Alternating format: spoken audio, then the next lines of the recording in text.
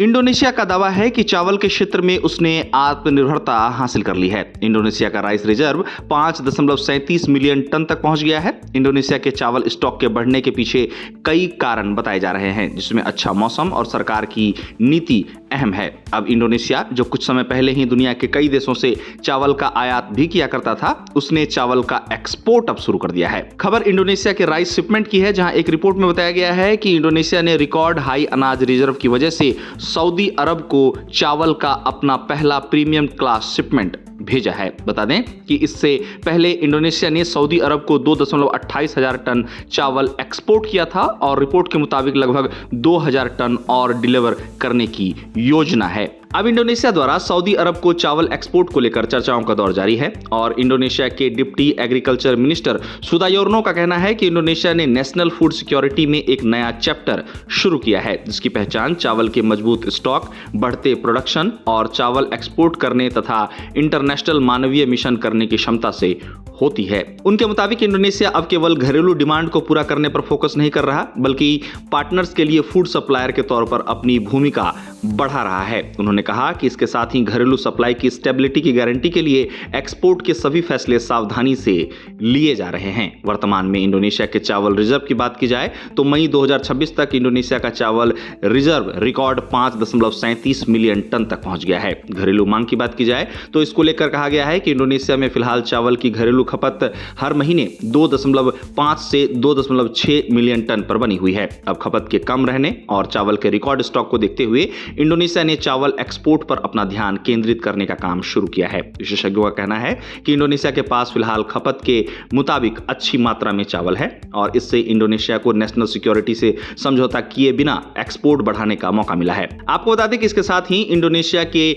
Deputy कृषि मंत्री सुदायोर्नो का चावल के एक्सपोर्ट को लेकर कहना है कि अधिकारी एक्सपोर्ट के लिए संभावित नए डेस्टिनेशंस के तौर पर कई देशों के साथ पार्टनरशिप की संभावना पर स्टडी कर रहे हैं और यह पॉलिसी इंडोनेशिया के प्रेसिडेंट प्रोबोवो सुबियांतो के निर्देश के मुताबिक है, जिसमें खाने की दिक्कतों का सामना कर रहे पार्टनर्स की मदद करने की बात कही गई है। गौरतलब है कि इंडोनेशिया चावल के स्टॉक को लेकर इन दिनों चर्चा में है। इंडोनेशिया के डिप्टी एग्रीकल्चर मिनिस्टर सुदायोर्नो ने बताया है कि इंडोनेशिया का चावल का रिजर्व रिकॉर्ड 5.37 मिलियन टन तक जा पहुंचा है। इंडोनेशियाई मंत्री ने इसे देश की फूड सिक्योरिटी को मजबूती देने वाला बताया। बता दें कि चावल के मोर्चे पर इंडोनेशिया इन दिनों अगस्त में पीक पर आने वाले लंबे सूखे मौसम की तैयारी भी कर रहा है। इंडोनेशिया के स्टेट लॉजिस्टिक एजेंसी पेरुम बुलॉग ने 18 मई तक 2.8 टन चावल स्टॉक किया था, जो उसके 2026 के 4 मिलियन टन के प्रोक्योरमेंट टारगेट का लगभग 70% है। इंडोनेशिया के चावल स्टॉक को लेकर बताया गया है कि इंडोनेशिया सरकार अपने चावल